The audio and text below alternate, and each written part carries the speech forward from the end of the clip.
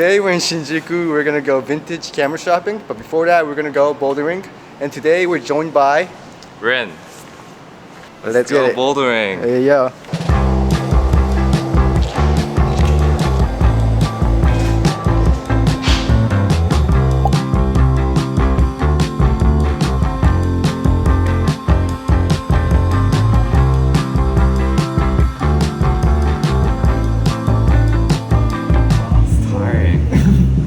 This is harder than I thought. My hands are like shaking.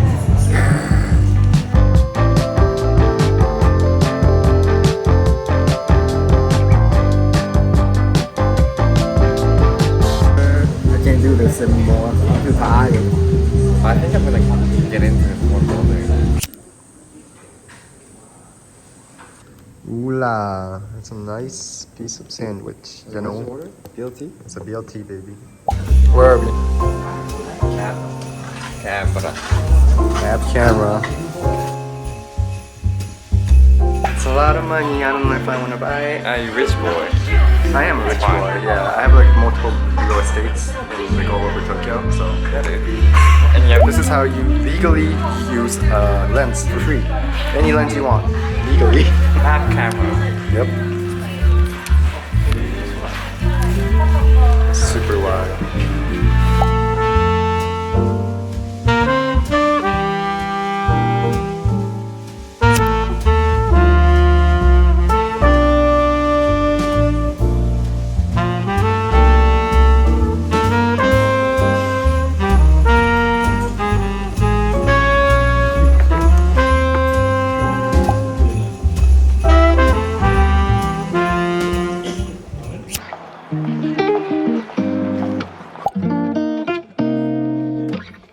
어느새 여긴 노을은 지고 밀려오는 너의 작은 바다 시간은 우릴 감싸고 너와 내 발을 맞추면 우리의 이야기가 시작된 거야. Oh, every day, every night 넘쳐 흘러버린 맘에 내 두 손을 꼭 잡아줘. Hi's YouTube video? No, you won't make it. Today I just want to talk about the difference between Japanese university and American university as someone that's been to both. You mainly went to Japanese university, studied abroad for a year in Texas, at Rice University in Houston for a year. And the two cannot be more different, I would say. The two cannot be more different. And I like it both. I think American universities, from my experience, probably has a better social life because everyone kind of lives together in a similar area near the school. So you guys can just like have house parties. You know, some schools have sororities and flats and just have parties there. But in Japan, you can't really, but in Japan, there's not many house parties. Super rare because obviously the houses here are super small. And most people just either live with their parents or have like a studio on their own to live in. There's no dorms that's like provided by the schools or anything. So you just kind of have to go into the city. If you're in Tokyo, like I was, people just go clubbing, go to the bars. And that's pretty much it, right? So I think the community is definitely more closer in the US schools than here. And I really enjoyed that part when I was at Rice. I used to work with the baseball team there. So I would go to these athlete parties. I would go hard. So people thought that I was an athlete. And there's no way that I could be like a D1 athlete when I'm 5'4", right? I got close. No, I'm just kidding. But yeah, but also Japan's pretty fun. There's a lot of places, a lot of neighborhoods that you can explore here, and a lot of clubs you go to. But when I was in college, I actually prayed for my school, like kind of like D1 lacrosse. I say D1 like that because, you know, we're not nearly as good as the kids in the US to playing D1.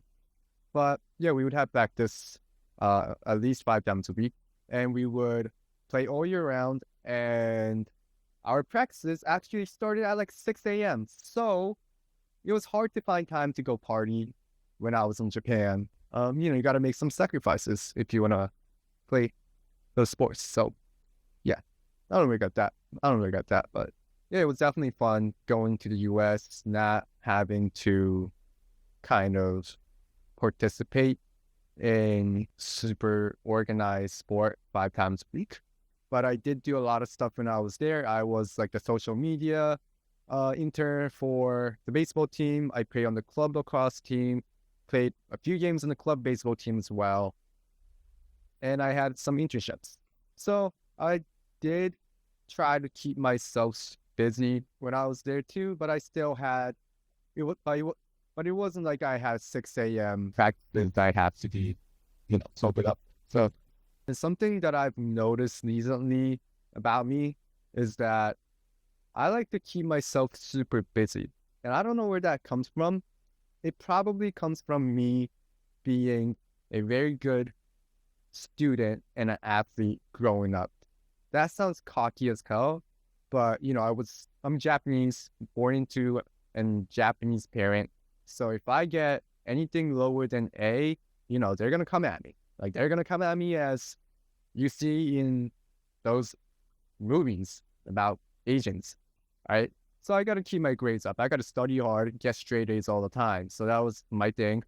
And so that was like my day, going to school, getting good grades. And then after school or on the weekends, I'll play baseball. And yeah, my parents would also push me on that too. So I would practice very hard. I would try to be very good and I put all my effort into it. So basically growing up, all I did was study in sports. And, I did my best to excel at both. And I didn't really have any other time to do anything else rather than play baseball, sports, or study. That was it. And then now that I'm working full-time here in Japan, the full-time working part is kind of like studying for me. That's something you do every day. And after work, I feel empty if I'm not doing anything fun or productive or whatever the word is that should fit in here. Something that replaces sports like baseball, lacrosse. I need that. And that for me has been YouTube and just making content in general. Like the other day, I had nothing to do after work. I didn't have any dinner plans with my friends. Those days like that, I like, what the hell am I supposed to do? Like I'm watching TV, watching Netflix. It's nice for a couple of days, but like after a few days, I'm just like, what am I doing? And I usually just start picking up the laptop and start editing any footage I have and turning it into a reel or this YouTube videos. So, from that, I realized that I'm someone that has to have something going in my life. I'm very bad at being bored. I don't know if that, I need something that would keep me occupied at all times. That sounds bad. That sounds like I'm an workaholic. But the hard part is I need to be enjoying that as well. If I'm doing something for like the result of it, it doesn't end up like even with like making these YouTube videos, there's some videos that I thought it was gonna do well from the title. Like I came up with the title first and then executed on it because I thought it would get views. And I hated making those videos, I'm not gonna lie to you. And even with like sports, like you can't try to do something that you don't even like to do and expect you become better, right? So from this, like I've noticed that like don't try is the thing. Like too many people just try too hard. Too many people try to do things that they don't even like because the data tells you that if you keep doing this, you're gonna succeed in whatever you're trying to do. But the truth is, the more you try hard, the less you are enjoying the process. Therefore, you're not going to have a good outcome on it. Like your output isn't going to be as good as something that you simply just enjoy doing. But if you're just doing whatever you want to do and just enjoying that process and not really trying, you're just kind of doing it, that's when I think success comes, whatever success means to you. That was long.